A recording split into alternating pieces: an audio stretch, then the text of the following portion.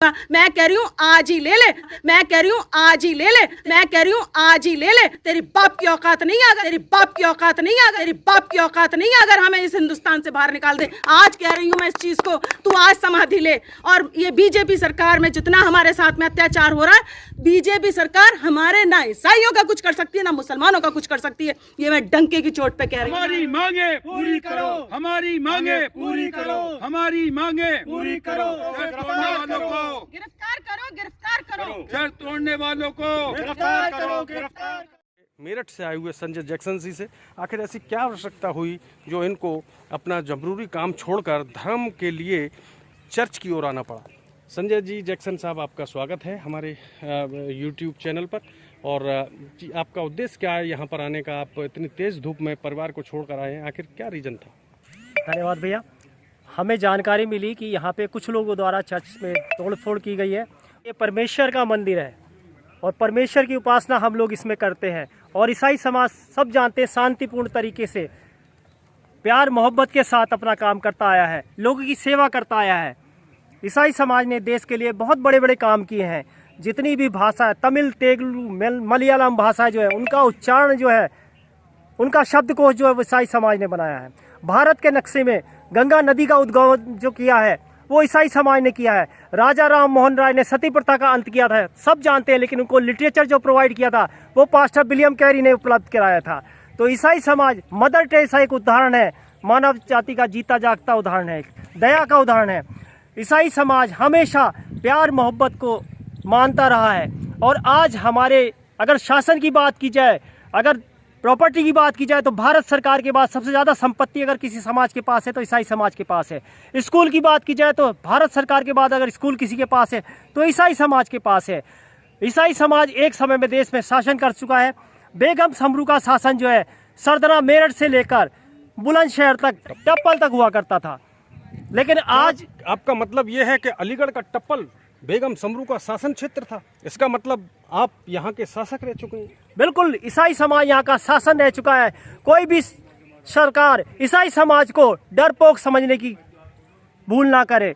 ईसाई समाज अगर खड़ा हो गया तो शासन करना फिर से जानता है। आज हमारे धर्म स्थल को जानबूझकर निशाना बनाया जा रहा है। लोगों को लगता है कि ईसाई समाज डरपोक है, ये कौम कुछ नहीं कर सकती, ये शांतिपूर्ण ढंग से चलने वाली कौम है। हमारा परमेश्वर बहुत बड़ा है, न्याय करने वाला परमेश्वर है। उसने बड़े बड़े राजाओं को उखाड़ कर फेंका है, ये सत्ता भी उखड़ के फेंक जाएगी। अगर इसी तरह से चर्चों पर अटैक होते रहे तो ईसाई समाज चुप नहीं रहेगा। इसका बहुत बड़ा विद्रोह उत्पन्न हो जाएगा देश में। हम अमन चैन चाहते हैं, भाईचारा चाहते हैं, संविधान के अनुसार चलना चाहते हैं, तो हमें इस पर कायम रहना दिया जाए।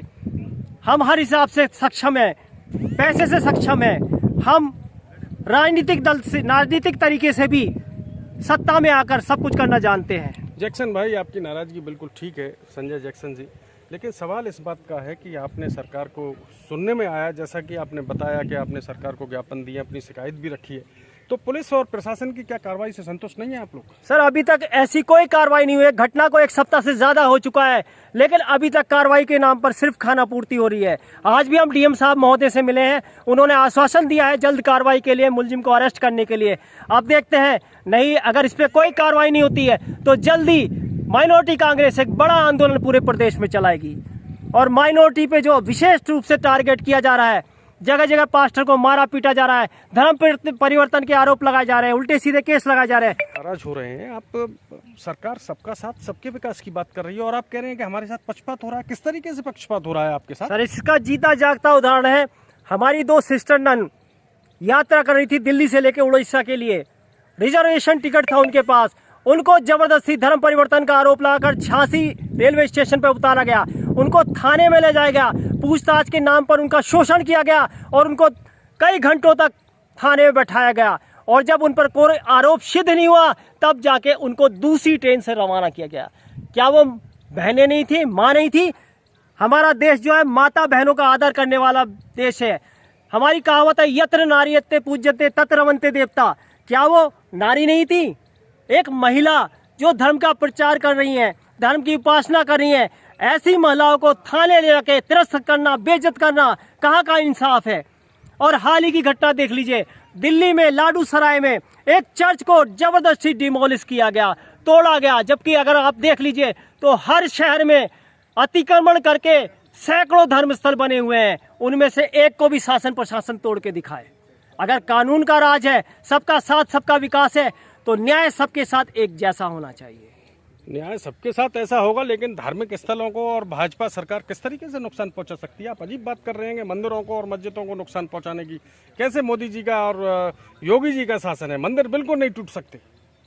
यही तो मैं कह रहा हूं भाई साहब, यहाँ पे केवल ईसाई समाज सबसे कमजोर माना जाता है, उसको टारगेट बना के 2014 में जब मोदी जी ने देश के प्रधानमंत्री पद की शपथ ली थी, तब स्टार्टिंग में दिलशाद गार्डन में कैथोलिक चर्च को तोड़ा गया था, और तब से लेकर आज इस सुनसान जगह पे चर्च बना हुआ है, जहाँ पे कोई बहुत बड़ी संपत्ति नहीं है, कोई बहुत बड़ा पैसा रुपया इसमें नहीं है, लेकिन फिर भी जानबूझकर इसको टारगेट किया गया और इसको तोड़ा गया, ये दर्शाने के लिए कि ईसाई समाज कमजोर है। ये ऐसा समाज है जो कुछ नहीं कर सकता, चाहे इनको चर्च को भी तोड़ दिया जाए। संजय भाई, आपकी नाराजगी बिल्कुल जायज है, और मैं समझता हूँ कि धार्मिक स्थलों से छेड़छाड़ जिसने भी की है वो अज्ञानता बस की है, वो शैतानी बस की है, या सोची समझी उनकी मनगढ़ंत कल्पना हो सकती है। उसके लिए आप अलीगढ़ प्रशासन ही नहीं, शहर के लोगों को भी शर्मिंदगी महसूस हो रही है। अगर आपकी ये कार्रवाई सरकार द्वारा मानी जाती है तब तो मानने का प्रयास करेंगे, और अगर आपके हिसाब से नई बात होती तो फिर क्या अगला कदम रहेगा आपका? अगर इसकी जल्द से जल्द कार्रवाई नहीं हुई और जो इस घटना में शामिल है, जिन्होंने षड्यंत्र किया है, वो सारे अरेस्ट नहीं हुए, तो माइनॉरिटी कांग्रेस उत्तर प्रदेश इसमें बड़े लेवल का संघर्ष करेगी। पूरे प्रदेश में आंदोलन होगा, चौराहे पे वो निकल के हम चक्का जाम भी करेंगे, और संविधान के अनुसार हर कार्रवाई जो कांग्रेस कर सकती है वो करेगी। दोस्तों, साथियों, नमस्कार, आदाब, सलाम। मैं हूं आपका स्वतंत्र फोटो जर्नलिस्ट मनोज अलीगढ़ी, और मैं आज आ पहुंचा हूं CDF डेयरी फार्म। जी हां, जो अनूपसर रोड पर है CDF डेयरी फार्म, जिसको जो यहां पर सेंट्रल डेयरी फार्म एरिया में मेथोडिस्ट चर्च, जी हाँ, ये शानदार इमारत है मेरे पीछे, जो अंग्रेज़ों के ज़माने की बनाई हुई है, और साथियों ये हेरिटेज बिल्डिंग का भी दर्जा प्राप्त है। इसको लगभग 100 वर्षों से अधिक बना ये धार्मिक चर्च, धार्मिक स्थल, यहाँ पर बड़ी शांति और सौम्य स्थल है। ये मेरे पीछे जो बागान खेत देख रहे हैं, दूर दराज जंगल दिख रहे हैं, यहाँ पर किसी ज़माने में एक छोटा मिनी शहर हुआ करता था। यहाँ पर बहुत बड़े अंतर्राष्ट्रीय लेवल पर सप्लाई हुआ करती थी, और उसके साथ साथ में उस छोटे से नगर का निर्माण हुआ, और उसमें ही धार्मिक स्थल यहाँ पर चर्च को बनाया गया। जी हाँ साथियों, सैकड़ों वर्ष बाद परिवर्तन की लहर आई, सरकार बदली, लोग बदले, विचार बदले, और उसके बाद जैसा कि आप देख सकते हैं, उत्तर प्रदेश में अक्सर धार्मिक स्थलों को विवादित रूप में सामने खड़ा कर दिया जाता है। उसी तरीके का यहाँ पर हमको पिछले दिनों देखने को तमाशा मिल रहा है। कोई धार्मिक स्थल की दीवार तोड़कर चला गया है।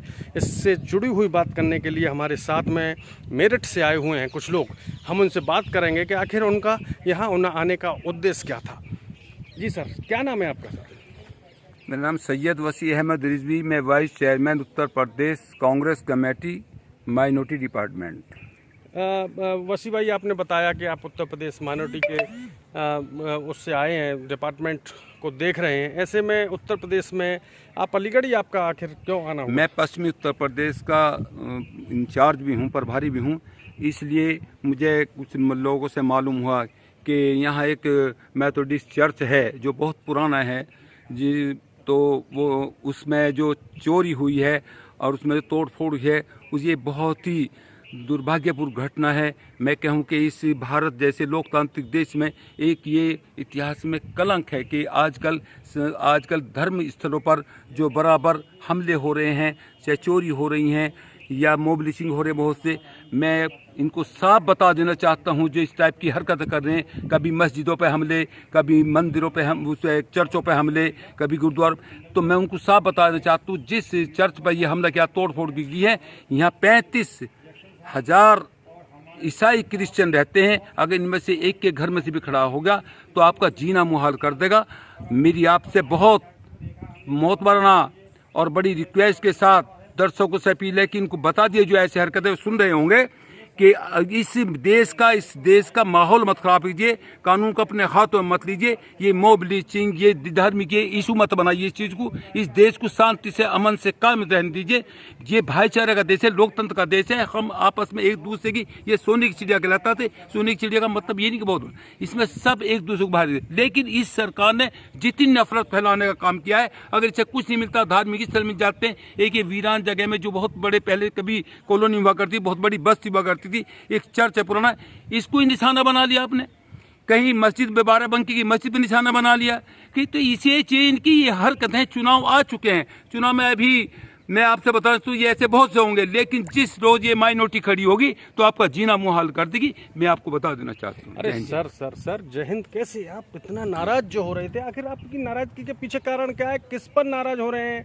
किससे कहना चाहते हैं? जरा स्पष्ट करें, दर्शक और श्रोता सुन सके। हाँ, मैं ये बताना चाहता हूँ कि ये काम जो हो सकता है, ये उन लोग काम हो सकता है जो ये मतलब फिरका परस्ती की बातें करते हैं। इसी जैसे कॉमनर जो माइनॉरिटी के दुश्मन, जैसे बजरंग दल, ये जो फिरका परस्त ताकतें हैं, ये सरकार इसकी टोटली जिम्मेदार है। ये सरकार की साजिश है। सरकार के बिना ये हो नहीं सकता। आज से पहले क्यों कांग्रेस के पीरियड में क्यों हमले हुए?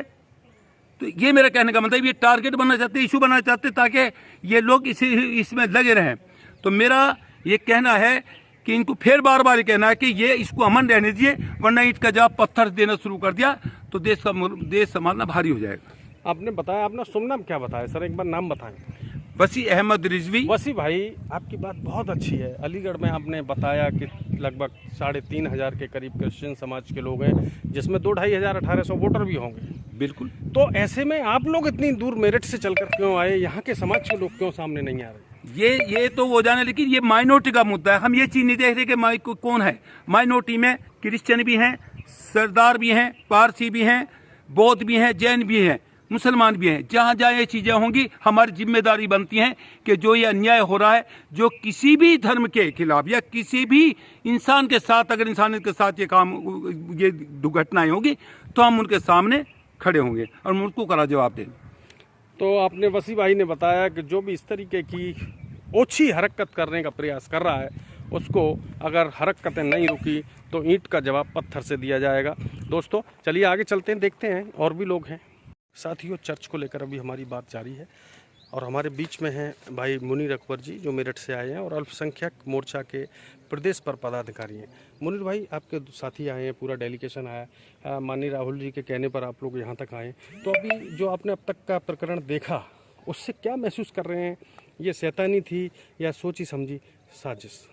मैं Munir Akbar, vice chairman Uttar Pradesh Congress minority department, एक प्रतिनिधि मंडल हमारे कांग्रेस के चेयरमैन जनाब शाहनवाज आलम साहब ने भेजा।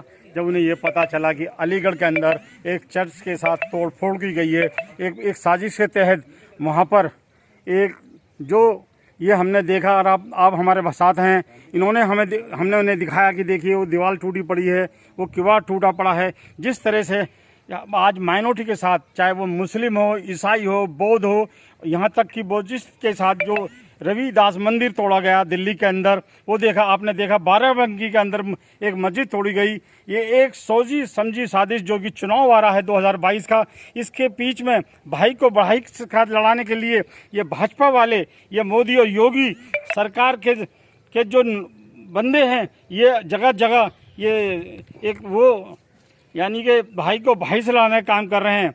आप देख रहे होंगे। मुनीर भाई, आपने बताया कि भाई से भाई को लड़ा रहे हैं, बिल्कुल ठीक बात है, लेकिन आपने कहा कि इलेक्शन आ रहा है, आप मुट्ठी भर क्रिश्चियन समाज के लोग हैं, आपके मत से किसको क्या फर्क पड़ता है? नहीं, आप ये बात नहीं, माइनॉरिटी में चाहे वो मुस्लिम हो या ईसाई हो, चाहे वो इतनी मुट्ठी भर भी लोग हैं, हम उनके साथ हैं, वो हमारे भाई हैं। और हम देश के अंदर हिंदू मुस्लिम भाई एकताचारा के साथ रहने के लिए हम कांग्रेस पार्टी के लोग हमेशा आगे रहे हैं और हम हर समाज के साथ खड़े हैं। आपने देखा पिछले दिनों जब एनसीआर और सीए का मुद्दा था, तो प्रियंका गांधी, राहुल गांधी, जहां जहां गोलियां चली हैं, चाहे वो मेरठ हो, बिजनौर हो, मुजफ्फरनगर हो, आजमगढ़ हो, वहां पर कांग्रेस के अलावा कोई नहीं गया। और मैं तो कहना चाहता हूं, आजमगढ़ में साजपा के जो अध्यक्ष हैं भाई अखिलेश दास साहब, जहाँ के सांसद हैं, वो उन्होंने जहाँ पर महिलाओं के साथ बर्बरता पुलिस ने करी, उन पर लाठीचार्ज करी, उन्हें मारा गया, वहाँ पर आज तक नहीं गए। ये भाजपा वाले, ये समाजवादी वाले या बहुजन समाजवादी पार्टी वाले लोग जो ये अपने आप ये देश के अंदर उम्मत फैला रहे हैं। मैं समाजवादी को भी कहता हूँ, वो भले ही हमारी वोटों पर 5% वोटों पर रहने वाली पार्टी यानी कि 20% वोटों पर राज कर रही है। क्या बात करते हैं आप? 5% बता रहे हैं, 7.5% सपा का मत है। और नहीं है यादव मत कह रहा हूँ, यादव मत ओनली 5% साहब है मनोज जी, मैं बिल्कुल सिद्ध से कह रहा हूँ। कैसी बात कर रहे हैं आप? समाजवादी पार्टी में आपको कीड़े नजर आ रहे हैं। पहले आपने सहमति से चुनाव लड़ा उत्तर प्रदेश में। नहीं, आप देख रहे हैं कि समाजवादी वाले पार्टी बदनामी कर रहे हैं। समाजवादी नहीं, आप देख रहे हैं समाजवादी सरकार के अंदर जब भी कोई नियुक्ति हुई है उसमें 95% लोग यादव लोग को उन्होंने नियुक्त किया है, और मुसलमानों के नहीं, मुसलमानों को तो ई रिक्शा बांटकर खुश करना चाहते हैं। क्या मुसलमान ई रिक्शा के लिए? मुसलमान का पढ़ा लिखा नहीं है? मुसलमान का इंजीनियर डॉक्टर वो नहीं है? क्या मुसलमान IAS नहीं बन सकता? SDM नहीं बन सकता? क्या नहीं बन सकता? लेकिन इन्होंने अपने समाज को, यादव समाज को आगे बढ़ाने का काम करा।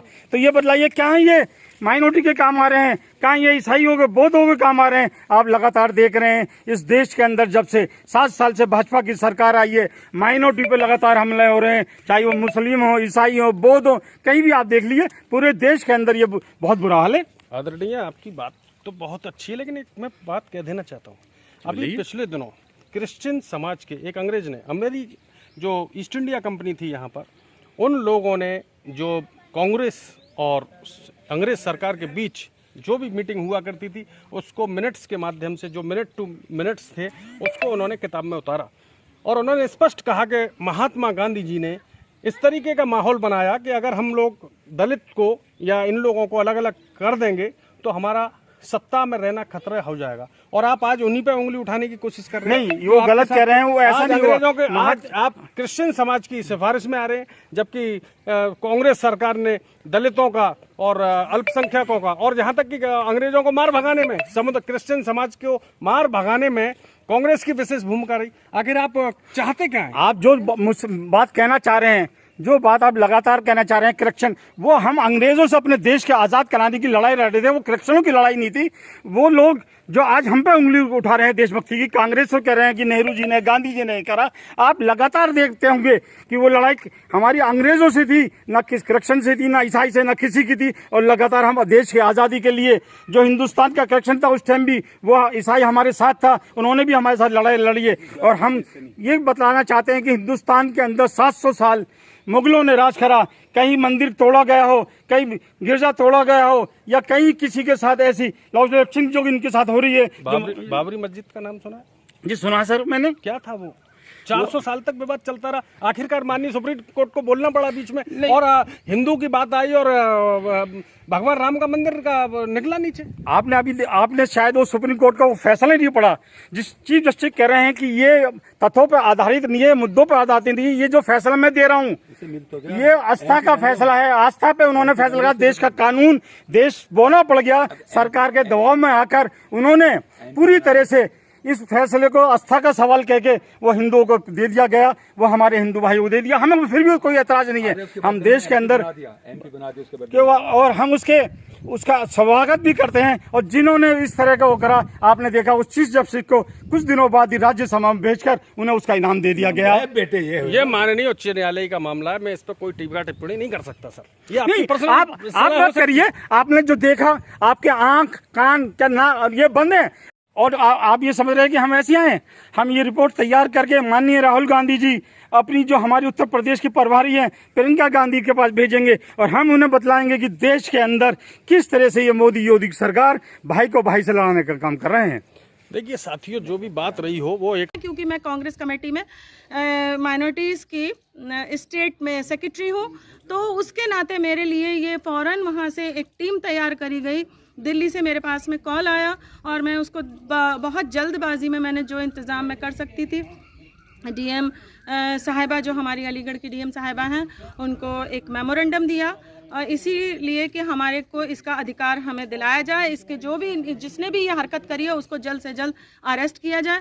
लेकिन अगर उसको वो अरेस्ट नहीं करते हैं या हमारी सुनवाई नहीं होती है तो मैं आपको हकीकत बता रही हूँ कि हम क्रिश्चियंस हैं, हम लोग खुदा पे भरोसा बहुत ज़्यादा करते हैं, हम लोग लड़ाई में विश्वास नहीं करते, लेकिन जहाँ हमारी बात आस्था से जुड़ती है, हमारे इमोशन से जुड़ती है, क्योंकि चर्च जो है हमारे अपने चर्च ही मेरे ही लिए नहीं है, आप लोग जो मुसलमान होते हैं उनको अपनी मस्जिद से उनकी आस्था जुड़ी होती है, हिंदुओं को अपने मंदिर से होती है, उसी तरीके से मैं भी अपने चर्च के लिए मर भी सकती हूँ, कट भी सकती हूँ, जो मेरे साथ हो जाए मैं बिल्कुल इस चीज़ की चिंता नहीं कर सकती। और मैं यहाँ एकांत में चर्च है, ये ऐसा नहीं है कि ये चर्च चलता नहीं है, ये चर्च की आपको जो दिखाई दे रही होगी कि यहाँ वाइट इसमें पुताई हो रखी है, बिल्कुल एक अच्छे तरीके से यहाँ एक मेंटेन किया जाता है, क्योंकि ये लॉकडाउन चल रहा है तो यहाँ पे चर्चेस चल नहीं रहे हैं, ऑनलाइन चर्च होता है। हफ्ते के हफ्ते यहाँ पर एक जो यहाँ के चर्च बेरा हैं वो आके यहाँ की सफाई करते हैं, लेकिन इसको आकर के चुपचाप रातों रात ये सब तमाशे करेगा। और मैं शुक्रगुजार हूँ अपनी कांग्रेस कमेटी का और हमारे जो चेयरमैन साहब हैं शाहनवाज आलम साहब, मैं उनका सच में दिल से शुक्रगुजार हूँ कि उन्होंने इस चीज़ को जब सुना तो ये फ़ौरन हमारे लिए एक पूरी टीम तैयार करके भेजी गई। मुनीर अकबर जी हमारे लिए बुलंदशहर से आए हैं और ये वसी अहमद जी हमारे लिए आए हैं, जैक्सन भैया हमारे लिए आए हैं। और मैं चाहूँगी आप लोग मेरे साथ में प्लीज़ यहाँ आइए, क्योंकि आप लोग हमारे लिए क्रिश्चियंस के लिए खड़े हुए हैं। पहले तो मुसलमानों पर पूरा वो रहता है, मुसलमानों को इस हिंदुस्तान से निकाल के बाहर कर दो, आप क्रिश्चियंस के ऊपर ये वाले अत्याचार करने की कोशिश कर रहे हैं। एक बाबा कोई था जिसने वो यूँ लिखा कि मैं अगर ये 2022 तक में अगर ये खाली नहीं कर दिया गया, हिंदुस्तान से मुसलमानों को और ईसाइयों को बाहर नहीं निकाल दिया गया, तो मैं उस पर बैठ जाऊंगा, समाधि ले लूंगा। मैं कह रही हूँ आज ही ले ले, तेरी बाप की औकात नहीं है अगर हमें इस हिंदुस्तान से बाहर निकाल दे। आज कह रही हूँ मैं इस चीज़ को, तू आज समाधि ले। और ये बीजेपी सरकार में जितना हमारे साथ में अत्याचार हो रहा है, बीजेपी सरकार हमारे ना ईसाइयों का कुछ कर सकती है ना मुसलमानों का कुछ कर सकती है, ये मैं डंके की चोट पर कह रही हूँ। मैं आपको बता दूँ जितना भी हो रहा है ना, ये इसी वाली इस सरकार में हो रहा है। हिंदुस्तान में जितना गंद हुआ है वो बीजेपी की सरकार में हुआ है।